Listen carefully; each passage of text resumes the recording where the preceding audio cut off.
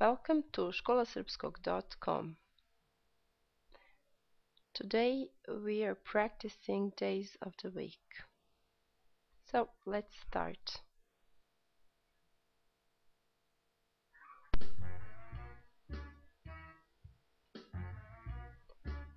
We are going to use this phrase, see you on Monday. For instance, vidimo se u ponedeljak.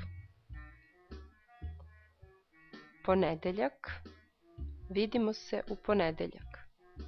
Utorak, vidimo se utorak.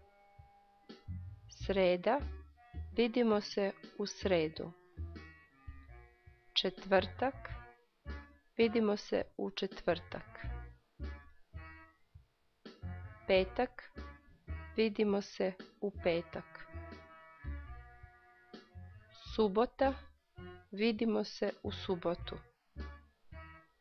Nedelja, vidimo se u nedelju. Now let's practice these phrases in context. For instance, if you want to make an arrangement to see someone. Da li si slobodna u ponedeljak? Nisam, ali u utorak nemam nikakvih obaveza. Utorak? Čekaj da proverim.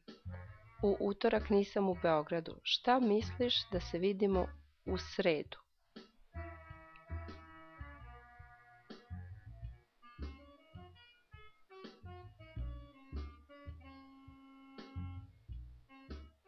Super, sreda mi baš odgovara. Šta želiš da radimo u sredu? Šta misliš da posetimo muzej?